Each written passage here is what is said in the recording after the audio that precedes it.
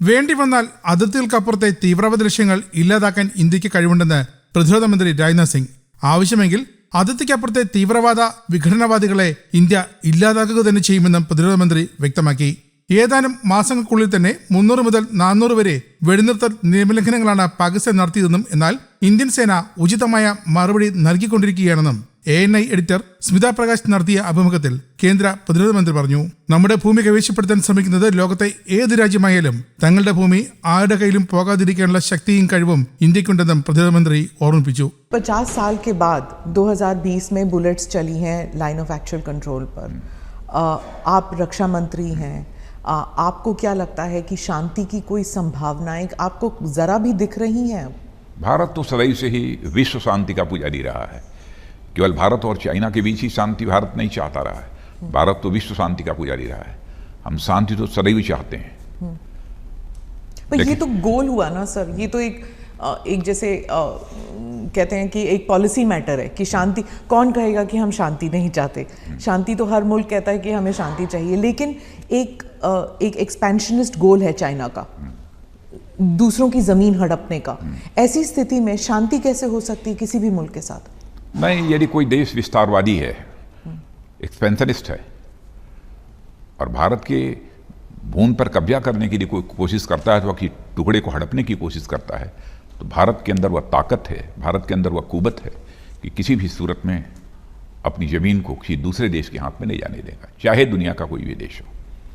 Sir, आप कहते हैं कि भारत में क्षमता है, ताकत है, लेकिन बहुत ऐसे डिफेंस एक्सपर्ट्स हैं हमारे मुल्क में और बाहर जो कहते हैं कि चाइना का मुकाबला हम बिल्कुल नहीं कर सकते, ना हमारे पास फाइनेंशियल कैपेबिलिटीज़ है, ना हमारे पास डिफेंस की कैपेसिटी है, हम तुलना भी नहीं कर सकते. लड़ाई करने की बात अलग है. अब ऐसे एक्सपर्ट्स के अपने अपने विचार हो सकते हैं, अपनी अपनी ओपिनियन उनकी हो सकती है, लेकिन इतनी बात मैं दावे के साथ कह सकता हूं कि हमारे भारत के सेना के जवानों ने जिस संयम, शौर्य और पराक्रम का परिचय दिया है, उससे हम भारतवासियों को अपनी सेना के ऊपर नाज है, फक्र है. यह मैं दावे के साथ कह सकता हूं. പാകിസ്ഥാൻ നിലനിൽക്കുന്ന കാലം മുതൽ അതിർത്തിയിൽ കുപ്രസിദ്ധമായ പ്രവർത്തനങ്ങളാണ് അവർ ഏർപ്പെടുത്തുന്നതെന്നും രാജ്നാഥ് സിംഗ് ചൂണ്ടിക്കാട്ടി. ജമ്മുകാശ്മീരിലെ ഭീകരത ഇല്ലാതാക്കാനാണ് ഇന്ത്യൻ സേന ശ്രമിക്കുന്നത്.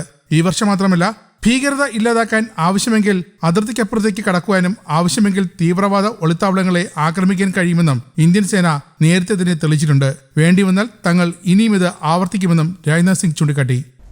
सर, आपने कहा था कि पाकिस्तान और चाइना जो है एक मिशन मोड पर काम कर रहे हैं बॉर्डर बाउंड्री को, उनके डिस्प्यूट्स को ज़िंदा रखने के लिए. तो क्या आप समझते हैं कि 2020 में जो हुआ वो एक इन दोनों मुल्कों की मिली भगत थी? मतलब एक एकतरफा अटैक नहीं था चाइना से, इनकी मिली भगत थी, जुगलबंदी थी. क्या आप समझते हैं ये हो सकता है? मैं इस संबंध में कुछ प्री एम्प्ट नहीं करना चाहता, और हमारी आंख तो सचमुच बिल्कुल जिसे कहा जाए ना, हमारी नज़र तो बस चिड़िया की एक आंख पर होती है. जो हमको छेड़ेगा तो हम उसे छोड़ेंगे नहीं, बस चाहे जो भी हो.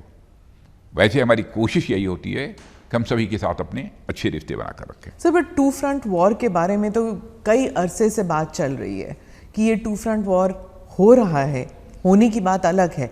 ये 2 फ्रंट वॉर हो रहा है, भले ही अटैक ना हो, लेकिन हर किस्म से आप FATF में देख लीजिए, UN में देख लीजिए, किसी तरह से देख लीजिए, इन दोनों मुल्कों की जैसे एक जकड़ हो गई है चाइना और पाकिस्तान, एक पियर्स ग्रिप. जो देखिए, पाकिस्तान का जहाँ तक सवाल है, पाकिस्तान तो जब से एग्जिस्टेंस में आया है तब से ही बराबर कुछ ना कुछ नापाक हरकतें सीमा पर उसके द्वारा की जाती रहती हैं.